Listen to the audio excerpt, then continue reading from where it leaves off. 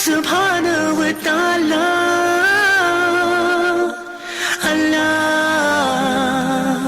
I'm calling your name, oh Allah. Assalamu alaikum wa rahmatullahi wa barakatuh. Welcome to another episode of Let's Talk on your favorite channel, Huda TV. I'm your host, Arkham Rashid. Approaching every situation with a negative mentality leads to a depressing lifestyle. That's why in today's episode we want to talk about being optimistic and living a lifestyle full of optimism. So I'm going to start off by allowing my guests to introduce themselves and welcoming them to the show. On my right hand side, brother, if you could introduce yourself. My name is Idris Tawfiq. American, living in Egypt at the moment, teaching and studying at the same time. All right, Idris, it's nice to have you on again. We've had you on for many episodes, and it's been a wonderful conversation always. Yes, it's always a pleasure to come back. Brother, if we can have you give us your name, a little bit about yourself. I'm Omar Khalid. I work as a translator, and I'm Egyptian. And this is the first time I appear here. I know this is the first time I'm with you on the show. Well, I'm looking forward to this conversation, and it's a pleasure. Inshallah it'll be a good one. On this side, brother, if you can introduce yourself. Assalamu alaikum. My name is Idris Tawfiq. I'm here in Egypt. Inshallah, trying to start my studies, and I teach online. So yeah. Okay, Elias, it's wonderful having you on again. Yeah, it's always a pleasure. Yeah, it's always fun having you, Idris, Bilal, and now we got a new guest as well. Brother, if you can give the audience a little bit of information about yourself. Well, my name is Bilal Abdullah, married, live in Egypt. I'm a teacher and a student as well. All right, so after all of you guys have introduced yourselves, let's get into our topic, which is optimism. So obviously, we want to start off by defining optimism. Optimism can be something else for somebody else. So if Idris, you can give us, what does optimism mean to you? Optimism to me is basically, from what I've learned from a lot of my teachers, that it means basically always thinking of the best. In the sense of, regardless of what happens, believe that, having hope and that something good will come at the end. Not believing that, the doom is to come, and always having this mentality of no matter what comes. This is basic of optimism. So that's a very good way of looking at it, and especially because as Muslims we believe that Allah subhanahu wa ta'ala has already decided everything for us. So we should always be hopeful that Allah subhanahu wa ta'ala has planned the best for us. Go ahead, brother, if you can share what optimism means to you. Sure. Well, optimism actually was very important in the West since the 1960s. They made a lot of studies, and psychologists made a lot of experiments, like Martin Seligman. In 1965, he made an experiment on dogs, and maybe after that we can talk in details. But in general, he reached to the conclusion that in order to be an optimist, you have to do opposite of thinking about problems as being permanent, or being pervasive, or being personalization of the problems, So you do the opposite. Think about problems as they are not going to be permanent, they are not pervasive, they are not going to affect everything in your life. Just in this position specifically, if I failed an exam, for instance, I don't say that I'm a failure in everything. So I specify it. And don't personalize, think about circumstances as maybe they can change, and I'm not the problem. That's very interesting, actually. We can actually get into that after everybody introduces what optimism means to themselves. Ilyas, if I can ask you, what does optimism mean to you? Yeah, I think optimism and positivity are linked. And just as our brother mentioned, Martin Seligman actually had to do some research on him for my dissertation in university, and the whole concept of positive psychology. You're always looking for the best in whatever happens. So he said, if you fail your exams, the way Martin Seligman looked at it, he said, well, instead of saying, okay, I got an F, he said, well, there's room for improvement. Well, if you get an F, there's obviously a lot of room, for improvement. But for me, like, optimism is being positive about the end result. I mean, it's kind of hard to. All of the answers are going to be very similar. All of our answers are going to be very similar. But if you're looking at the best result and knowing that you're able to achieve it. So in a slightly different way, I've perceived optimism to be having confidence in yourself, and as you mentioned earlier on, in the qadr of Allah subhanahu wa ta'ala. Alright, Bilal, if we can get your thoughts on optimism. For me, optimism is patience, right? and I've learned optimism, I think, in the last few years. It's not easy. And why do I call it patience? I call it patience because we face problems in our life, and sometimes we get down on ourselves, and we say to ourselves, okay, it's not going to happen, or it's never going to happen, or whatever the case may be. And I mean, what do we need optimism for? We need optimism because we may have a situation where we feel bad about something. So for me, it's about patience with whatever is happening to you. That's very interesting. For me, just to share some thoughts with you guys, I believe optimism is when you take a look at every single situation and you try to find the good and the best in that situation. And an interesting thing I read in one of the stress management books was, well, now I use it a lot here in Egypt, it was talking about, you know, how... Why? Yeah, why? Are you stressed here in Egypt? Yeah, so it was speaking basically about when you're stuck in traffic and, you know, your car's not rolling and you're stuck in traffic and you're going to get stressed out. Now, how can you take the good from this situation? So the lady who wrote the book actually said, well, whether you're stressed or not, you're still going to be stuck in that traffic. That's the way you look at that traffic. So you can change your whole mindset and look at it in a positive way. Take the time to meditate, close your eyes, relax. You know, take that time to enjoy yourself instead of looking, oh man, I'm stuck in traffic, this is going to take 2 hours, and you keep stressing yourself and stressing yourself. Whether or not you're stressed or you're positive about the situation, you're sitting in that traffic. So it's the way you approach the situation, and to me that's what optimism is, how we approach each and every situation in our life. That's what I said, patience. But you said it more eloquently than I did. All right, now basically now what I want to do is take optimism through an Islamic lens. So how can we relate this to our religion? If we can start with you, Ilyas. Again, if you look at the Prophet ﷺ, it's a really good example actually is in the time of the Battle of the Trench. And this was of all times when a person would be pessimistic. And subhanAllah, if you look at the hypocrites, they were talking about the Prophet's reaction to it. The Prophet ﷺ was saying things like, I'm promising the keys of Persia and the keys of Rome, and you know, he's promising different Sahaba, different things. And the hypocrites were saying, well, how can he be saying these things that we don't even feel safe to go to the toilet? SubhanAllah. So in that difficult situation, we find the Prophet ﷺ was still being optimistic, and it really embodies everything of what we were saying today. He was patient in that situation, as Bilal mentioned, and in your case, you know, it was making sense of the situation and looking at it, and also looking at what's going to happen in the future. So for us as Muslims, you know, the optimism in the sense that we know that Allah wants the best for us, and we know that even in these difficult situations that there's still reward to be gained from it. There's rewards that can benefit us in the hereafter. So no matter how difficult the situation, the Prophet ﷺ told us that, you know, even if you're pricked by a thorn, it's still a means of gaining reward from Allah. So optimism really is something that is very important. I don't know if we're going to touch on this earlier on, but the opposite of optimism is actually a means of earning Allah's anger. If you're pessimistic, then a person sometimes just does whatever they want, which sometimes can just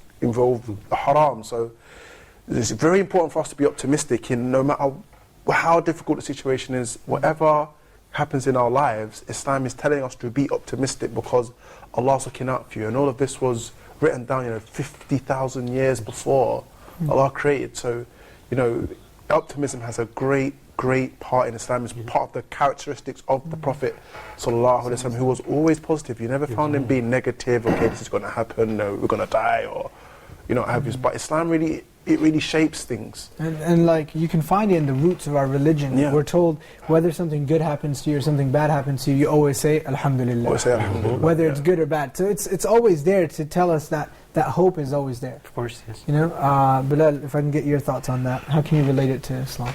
Well, I think this overall in general with etiquette and manners with people that you're dealing with on a daily basis, when people are, we all know you can look at someone and tell that this person is a pessimist, right? Yeah. Because of how they talk and how they act and how they're treating other people. They're always angry and they're never satisfied. And why are you looking at him? Is that this guy? No, I'm just joking. But It's me. Because when a person is like that, what they're actually doing is making their problems worse, right? And sometimes they're even blocking the blessings from Allah and anything else they may receive of good because they're putting other people off, right? And people like that make their problems worse, and that's why I mentioned patience. When you're patient, when you're calm, when you're peaceful, when you're at rest, when you see something, when something bad is happening or something that's happening that you did not intend, and you are at peace with that, right? Even if you don't get a good result out of it, at the very least, you get the good attitude and the good character. And people see that, and Allah sees that. And it just gives you a better character as a human being. Yeah, I mean, it's very true. Like, it almost relates to every single thing in Islam, every single aspect. It's very important actually because now what the brother was talking about here is that you see what's under your control, because sometimes we all face conflicts. And it's inevitable. We are going to face problems in our lives. So you see that we have two circles in our lives. One circle we cannot affect. It happens to us like maybe our childhood, maybe somebody was abused, maybe somebody went to a college that he didn't want to go to because of the circumstances of the environment and so on. But maybe these things in the past you cannot change. It's going to make you, sad and depressed, and you will think about things that you cannot change. So think about the now and here. What I can do right now in the moment. Go ahead. Sure. Okay, and that's one of the things I've noticed. When you change that aspect of your life, when you start, say you did something wrong and you figured out, I shouldn't have done it this way. Now, there's no use of sitting there and constantly, destroying your mind that you've done it wrong. Now you need to look at, how can I fix it? How can I, when the next situation arises, how can I take care of it? That's what you need to be focusing on. So instead of just sitting there and beating yourself up about how you did this wrong and how you should have done it better. Just wasting my energy. Because it's done. It's in the past. Just to talk about what you just said, and I'll bring it to something else, is that what the Prophet ﷺ told us, that one of the worst things a Muslim can do is start playing the if game. Yeah. This is a whole nother talk in itself, but I just was thinking about what you said, and this is something that you shouldn't do. When something is done, khalas, it's done. Don't dwell on it, don't make it, learn from it, but don't make it like, only if I had done this or I had done this. Don't do that. Learn from it and move on. Consider the now and the future, but the past is done. And just to move on to what you're saying, how I relate it to Islam is that, for me, when I think of optimism, I immediately think of hope. It's almost like, the better, easier translation for me is hope in Islam, because as I had in a previous show with Brother Ilyas reminded us before, that the best definition I've ever heard was Ibn al-Qayyim, where he talked about describing hope as one of the wings of a bird. Love is the head, and the wings are between fear and hope. And this is how we live through life. If you have too much hope, you will fly in circles. You will get nowhere. Or you won't be able to fly steady. If you have too much fear, the same thing. And it's a balance. Yeah, sorry to cut you off. That's exactly how the Prophet ﷺ has told us to live our life, between fear and hope. Exactly how you're describing it.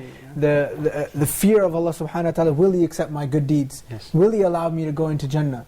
Will He, take this zakah from me? Will He, and just reminds me quickly, not to go off of topic, but, there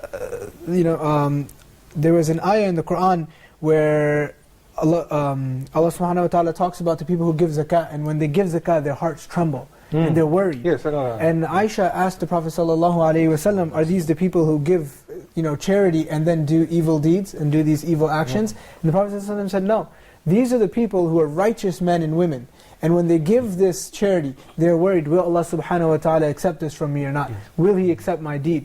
And that's how every Muslim should be.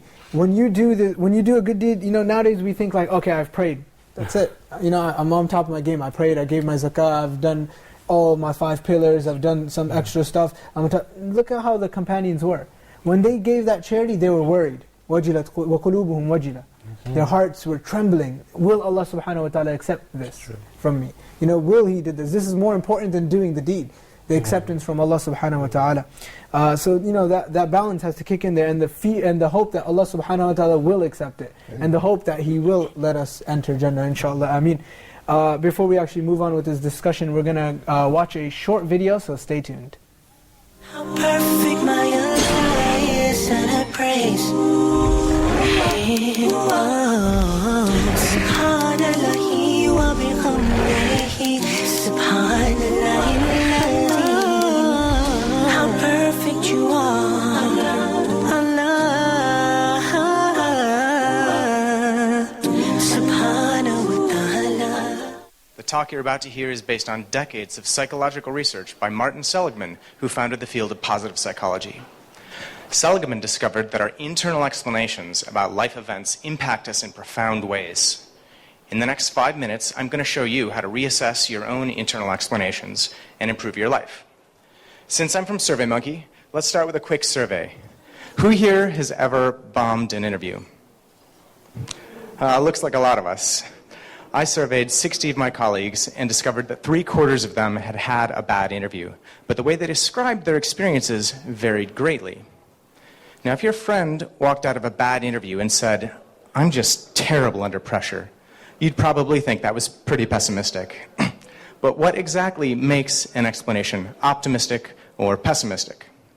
Well, Seligman identified 3 important factors: permanence, pervasiveness, and personalization, the 3 Ps. When adversity strikes, the higher your explanation scores on the 3 Ps, the more pessimistic it is. So when your friend says, "I'm just terrible under pressure," that's permanent because it's hard to change your response to pressure. It's pervasive because it will affect a lot of things in your friend's life. And it's a personal trait tied to your friend, high on all 3 Ps. An optimist might say, "They just asked me questions outside my experience." That's not permanent, pervasive, and it's not terribly personalized either. For optimists, obstacles seem short-lived and changeable. Now, when we switch to positive events, the 3 Ps actually become an advantage. Imagine you got the interview. An optimist might say, "I got the job because I'm really smart." Intelligence is a permanent personal trait with pervasive impact on your life. A pessimist might say, "They just couldn't find anyone more qualified than me." For pessimists, success seems like a fluke, and their personal flaws feel massive and insurmountable. Now here's where things get really interesting. Optimists are more successful at academics, work, and sports. They're physically healthier, they live longer, and they're less susceptible to depression. But does optimism cause all of this good stuff, or is it the other way around? Well, surprisingly, Seligman discovered that when pessimists learn to take on an optimistic explanatory style, they actually gain all of the benefits of natural optimists. And now I'm going to show you how to make that change. When adversity strikes and we experience a negative emotional consequence, there's a belief linking these 2 things together. So our first job is to listen to our internal monologue and identify those beliefs. So let's apply that to our failed interview. I bombed my interview, adversity. I felt miserable afterwards, emotional consequence. But what was the linking belief? I was thinking, "I'm a terrible engineer. I'm never going to get a job. No one will love me. I'm going to die alone." Totally PPP. Now, if a crazy person had said all these things to me, I wouldn't have paid any attention. But we have this tendency to believe our internal monologues, even when they're not very logical or rational. So our second job is to take a step back and dispute those irrational beliefs. And here are 5 tools to help. 1, decatastrophize. Is it really the end of the world? Examine the possibility that your beliefs are blown out of proportion. A failed interview doesn't mean I'm going to die alone. 2, look for counter-evidence. Say my internal monologue says I'm terrible under pressure. Can I disprove this somehow? What about that time I gave a talk in front of a giant room full of people? 3, look for less pessimistic alternative explanations. So nothing in life is going to have a single cause. Another valid explanation for a poor interview might be that they were looking for someone a lot more senior than you, not your fault. 4, focus on the things that you can change. It may well be the case that I'm not very good at interviews right now, but beating myself up about that isn't going to help me get a job. Instead, I should be practicing my job interview skills so I can do better next time. Woo! And 5, accept compliments with an open mind. Personal praise like, you're really smart, can clash with a pessimist's worldview. Instead of dismissing or denying those compliments out of hand, practice accepting them graciously. So in short, adjusting your explanatory style can help you become more optimistic and improve your life. Allah subhanahu wa ta'ala. Allah, I'm calling. Welcome back to Let's Talk. Now, before we watched that short video clip, we were speaking about optimism through an Islamic lens. So we want to continue with that conversation, but now start with some examples from maybe the companions or the prophets. So we'll let Brother Idris start us off. Go ahead. For me, I guess the first person I think of as far as from the companions is Abu Bakr. There was nobody from the companions that had more optimism, more hope than this man in many ways. I mean, he was the first to believe, and he always knew that the Prophet ﷺ would lead them in the best. You know, every time he made a decision, he said, if the Prophet ﷺ said it, then that's the way to go. Because he knew, he had hope, and he believed that whatever he said is the right way. And I can't think of, there's many examples of this. I could talk for hours about his examples, so but rather than we've got a couple of questions to go through. Umar, if you can share with us. I just wanted to comment on what the brother was saying about the F game, playing the F game. Actually, in the same hadith, in the same tradition of the Prophet, he was saying the solution of this in the beginning of it. So that the strong believer is better than the weak believer, right? And the description was that you احرص على ما ينفعك, you seek what benefits you, واستعن بالله, and seek the help and support of Allah, ولا تعجز, and don't be helpless. So this is going to be the description of how to get out of the F game. Deal with what can benefit you at the moment. Can you work out now? Can you have spare time you can benefit from? Can you take a course in something that you always wanted to attend in the past? So try to fill your time with these beneficial stuff. And immediately, every bad thought is going to go away, because cognition and behavior, they are interrelated. Because sometimes we think that we need to be motivated to do something. It goes the opposite way too. That if we do something, we're going to be happy. We're going to be motivated to do it again. And if the Prophet ﷺ said it, then And this is the basis of tawakkul. This is what we had lots of shows on that. This is the basis of tawakkul. Doing. So. Umar, now if you can share with us an example or something that came to your mind. The point that I was talking about before, that was in the big video about Martin Seligman in 1960s when he made an experiment. He brought 2 groups of dogs. One of the group of the dogs, he just left them inside a cage, and the second group, they were inside a cage which was closed, and he electrocuted them. He started to give them, horrible shocks of electricity and so on. But the dogs wanted to go and escape from the cage, but they didn't have any outlet to go from. So after multiple times of being electrocuted, the dogs just gave up. They were electrocuted and they didn't go to go outside of the cage. But this is not the end of the experiment. Martin Seligman opened an outlet of the cage and electrocuted them. They were seeing the outlet in front of their very eyes, but they didn't go up. So when he electrocuted the other dogs who they didn't have any experiments of that electrocution or anything, so they escaped immediately. Why? Because they learned helplessness. Helplessness now was ingrained inside their brains. So the same point I was talking about before, if I was abused, if I was treated by my peers in a negative way, was bullied, so I think that I cannot control anything. So this negative mentality actually is the root cause of depression. So we have to just do the opposite. Think about that you can control stuff. Things are under your control also.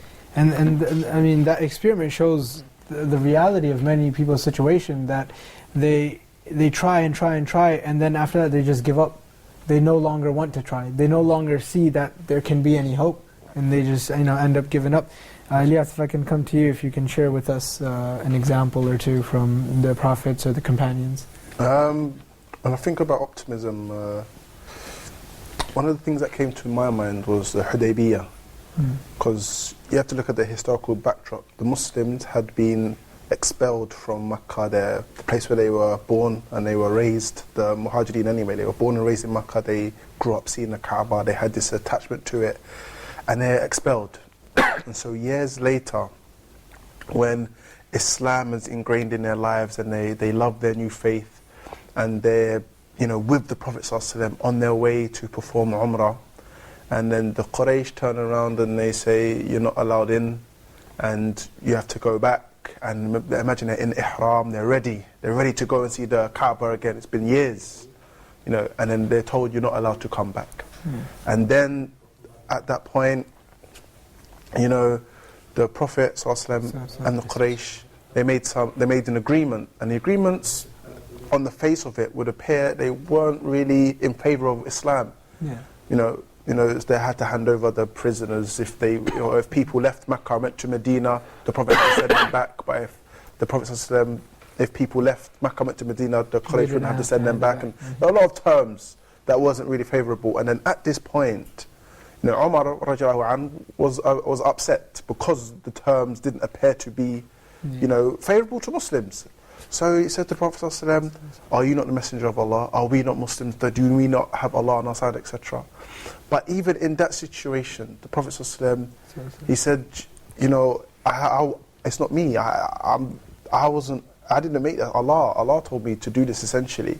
And in that situation where it was so difficult for the Prophet ﷺ, it was very difficult for him, but he was very optimistic that things were going to come in the right situation. And the Sahaba were so upset that they didn't get to make Umrah. When the Prophet ﷺ said, okay, we have to go back now, they didn't want to take off the ihram. And the Prophet ﷺ's wife had to say, look, cut your hair, and then people will know you have to go back now. And then imagine that. So that's happened. But then years later, Islam, during that time when the Hudaybiyah was broken, then Islam has flourished, and they went back to Makkah even stronger. So if you think about it, this was great optimism by the Prophet ﷺ, because that situation was very difficult. Is one of this main chiefs, Umar ibn Khattab, in front of everyone, was saying, well, what's happening? But the Prophet was optimistic that Allah will bring his promise true. Right now. And a very important lesson we can drive from that situation is that sometimes when we look at things up front, we don't see the wisdom behind it that Allah subhanahu wa ta'ala has planned for us. But there is something that Allah subhanahu wa ta'ala has planned, and that's the hope that we need to look for. So before we continue our conversation, we're going to go for a short break, so I want you guys to stay tuned. How perfect my Allah is, and I praise. Subhanallahi wa bihamdihi, Subhanallahi. How perfect you are, Allah, Subhanahu wa ta'ala. Scale of justice will be brought before me. Through the powerfully vivid, spiritually uplifting, heart-softening, life-changing, soul-transforming descriptions of life after death, we reminded ourselves about the barrier that is placed. So once you leave this world, a barrier is placed behind you, and you are prevented from coming back to this life. Those 2 rak'ahs that you used to pray, you used to take for granted. After you leave this world, there's a barrier. The journey of the soul through the stages of the day of resurrection, and the explicit descriptions of hellfire, as well as the beautiful and spiritually uplifting descriptions of paradise. Allah subhanahu wa ta'ala is saying, we did not create the heavens and the earth without purpose, without aim, without a reason. This is the assumption of those who disbelieve, so beware and woe to those who disbelieve from the hellfire. And so Allah subhanahu wa ta'ala gives us immediately the example of the righteous people on the Day of Judgment.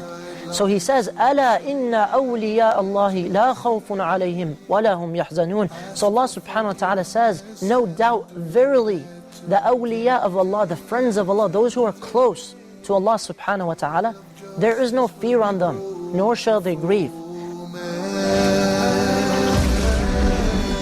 Now you shall have to explain your whole lifespan. أعوذ بالله من الشيطان الرجيم قالوا أجئتنا لتأفكنا عن آلهتنا فأتنا بما تعدنا إن كنت من الصادقين له ملك السماوات والأرض وإلى الله ترجع الأمور فلما رأوه عارضا مستقبل أوديتهم قالوا هذا عارض ممطرنا بل هو ما استعجلتم به أخا عاد إذ أنذر قومه بالأحقاف وقد خلت النذر من بين يديه ومن خلفه ألا تعبدوا إلا الله إني أخاف عليكم عذاب يوم عظيم فيهما عينان نضاختان فبأي آلاء ربكما تكذبان فيهما فاكهة ونخل ورمان فبأي آلاء ربكما تكذبان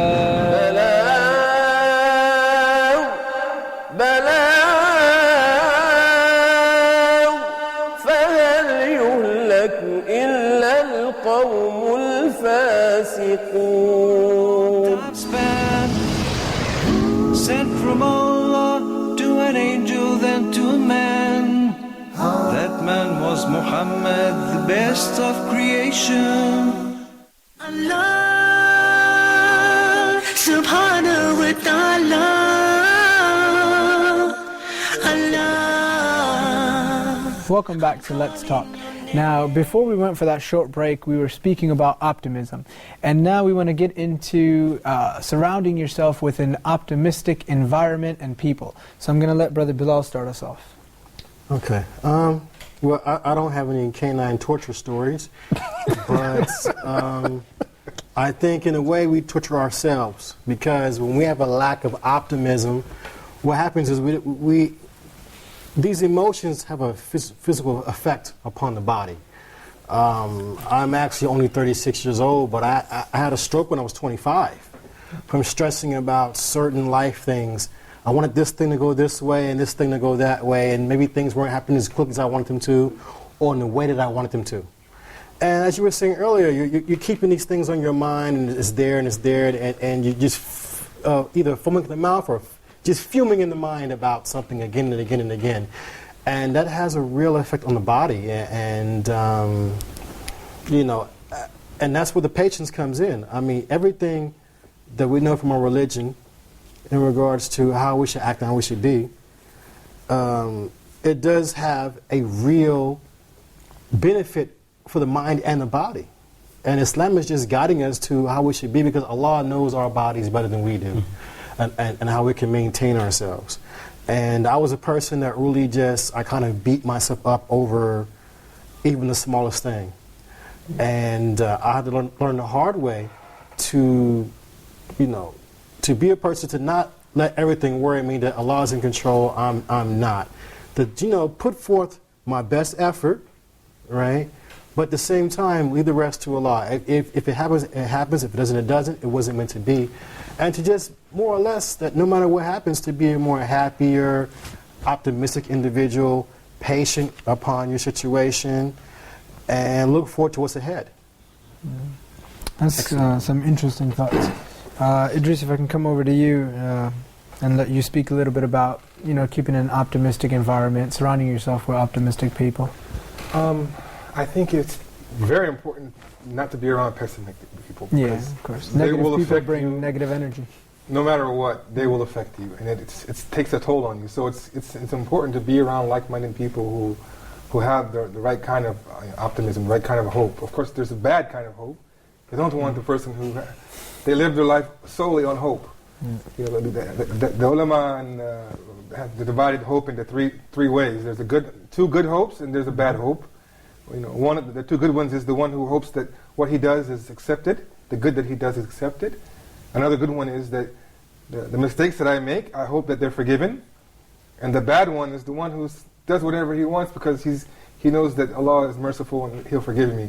His hope doesn't lead him to good. Yeah, his hope isn't balanced by that fear. So it's not balanced. Excuse this is a bad way of having hope. I know a lot of folks like that right now. Some names just popped into my mind. So you want to have that balance and try to have people around you who, when you find yourself losing it, they can remind you, don't worry, you know, and pull you up. And when they're down, you pull them up. Because if you're around someone who's, and unfortunately in this part of the world, there's a lot of pessimistic people, and they have a way of bringing you down without even knowing they're doing it. And it's sort of like the norm for them. When someone dies, they come and remind them about the person 24/7. When a wife loses her husband, they don't like console her. They kind of reminding them about him, and you know, and the day after, as if she's, you know, didn't just lose him. You know, give her a break, give her time to grieve. And some people just roll that way, just in the negative. They do. Just in the negative manner. I've heard someone told me once that to not be around pessimistic people because they have a problem for every solution. Yeah. You know, and that's how they roll, I guess. That's a very interesting way of putting it, actually, a problem for every solution. Yeah. Because someone says, let's do this thing. Yeah. It sounds great. It'll work. Yeah, okay, good, let's do it. But what if this thing happens? Right. And the other person comes and says, no, we can't do that because of this. No, that won't work because of that. Those are people, they just, no matter what you build, they destroy it. They knock it down. Yeah. Maybe there is something here also. Sure. I think because we are affected by materialism also here in the Muslim world, and because we are open to the whole world, you know. So I think we have to think about achievements as not the destination. It's not that something I just have to get. I just have to work something to get married to a certain girl, and that's it. I'm going to be happy with this thing, and I'm going to be sad if I don't get it. No, you just be happy with the journey itself. Yeah, the journey itself. And I think it has something to do with earlier on the experiment that you were mentioning, that some people, once they lose hope, you know, after so many years of depression, so many years of oppression, there's no hope. The people are just pessimistic after that. They don't see anything. They have the wrong mentality. And unfortunately, they shouldn't be, because they have the best example in this part of the world. Islam has, you know, some of the most amazing examples of not being like this, but unfortunately it's not something that's really applied and thought about and learned how to apply it in your life. They don't have a way of making it a reality, even though they have the best of examples. You know, one effect of having a total loss of optimism is, especially in the West, when people have no optimism or any hope in the future, it leads them to suicide. Yeah. And even especially around the holidays, they kill themselves. We have in the West, someone can be a rich person, had everything their whole life, and they have $25 million, they invest $10 million, they lose it, and they kill themselves, but they still had $15 million. And they just can't handle the stress of losing something. And that's very unfortunate, but it's the reality of life. Yeah, it's unfortunate. Ilyas, if you can shed some light on, you know, keeping an optimistic environment, surrounding yourself with optimistic people.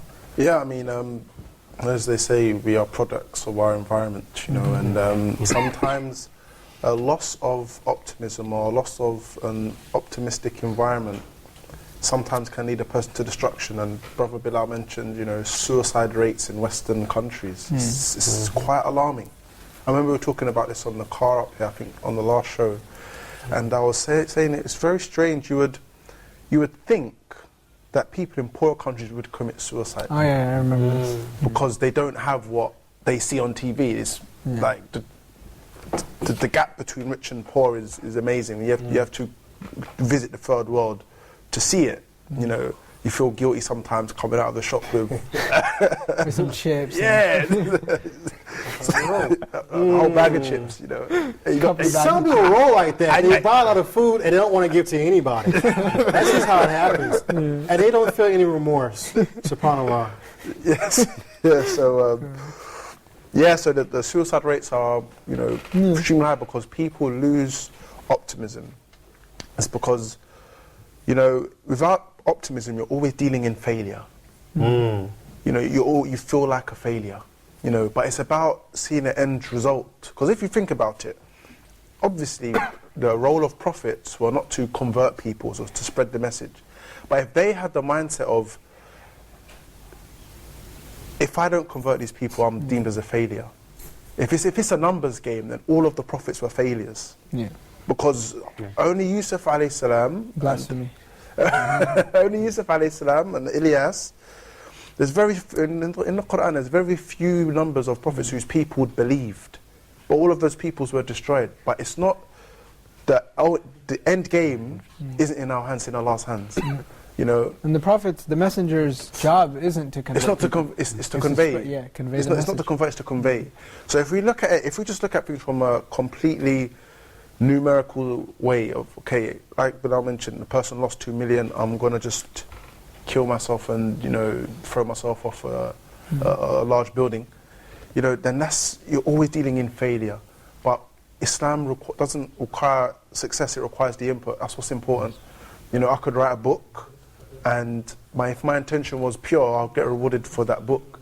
But on the other hand, I could write a book with a corrupt intention, people could benefit from it, and I don't get anything for it. It isn't the end product that matters, it's not the journey product that gets you there. It's the input. Yeah, exactly. It's the input. And optimism really is the key in the input. You know, we want the best, and that best comes from Allah at the end of the day. So really, optimism is really linked with qadr, and having full belief that everything that was written has happened, and Allah has written the best for you. And being in peace with it, Yeah. All right, so now I want to give each one of you brothers a chance just to give a little bit of advice to the viewers about being optimistic in this life and the hereafter. Go ahead, brother Idris. My best advice would be is that if you don't see it or don't understand it, give it a try and make it a habit, and you will not regret it.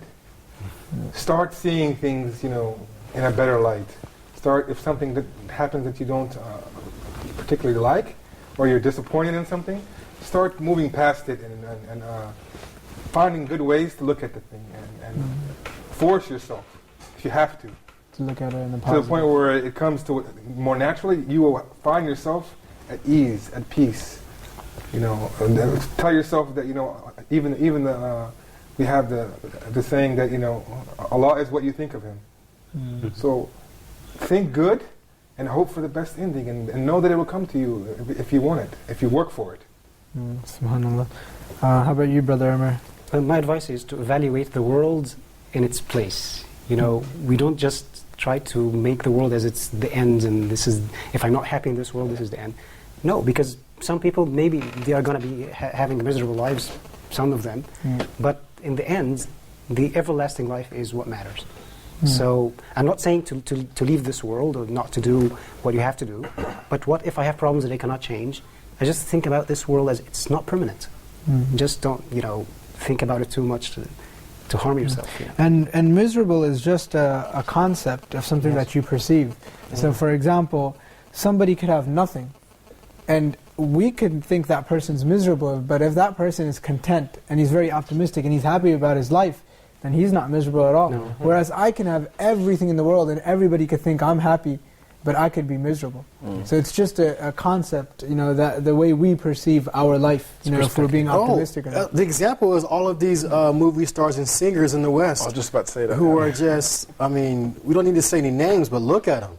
Their lives are crumbling right before our eyes, and they're just for the newspapers now, or the internet.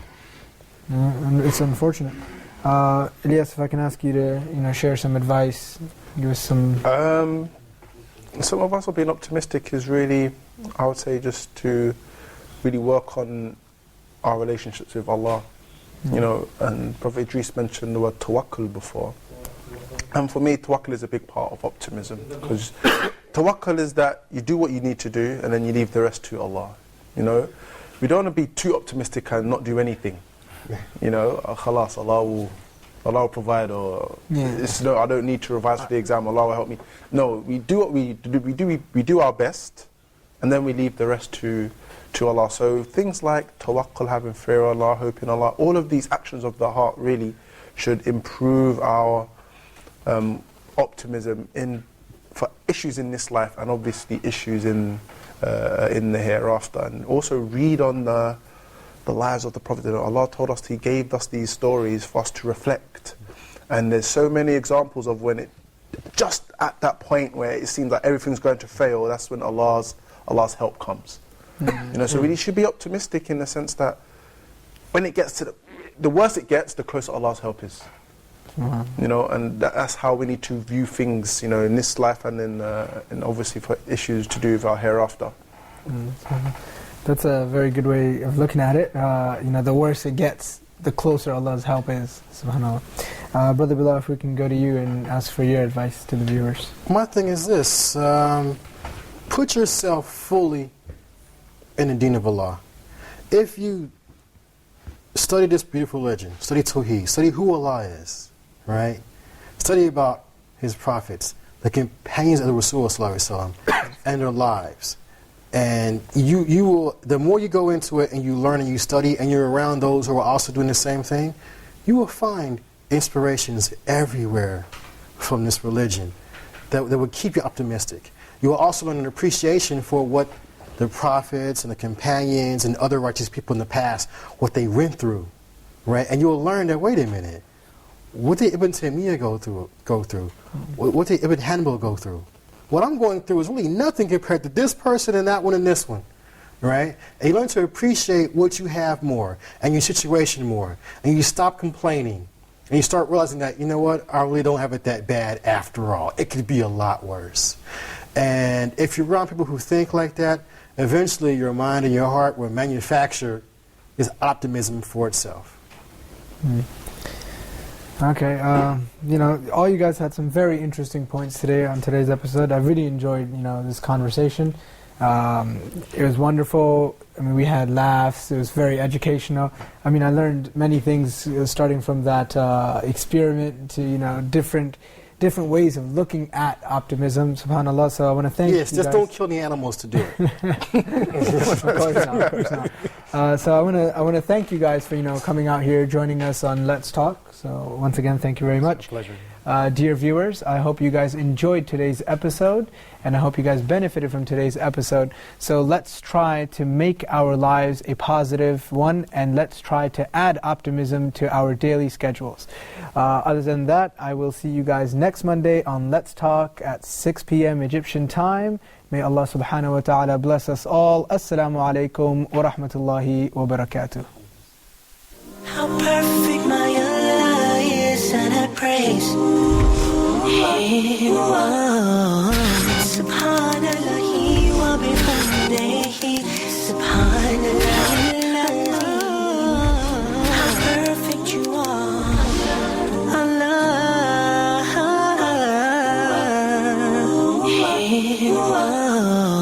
Subhanallahi wa bihamdihi. Subhanallah. Perfect you are, Allah, Subhanahu wa ta'ala, Allah,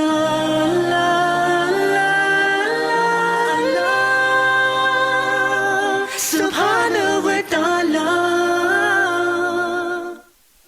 Allah, I'm calling your name,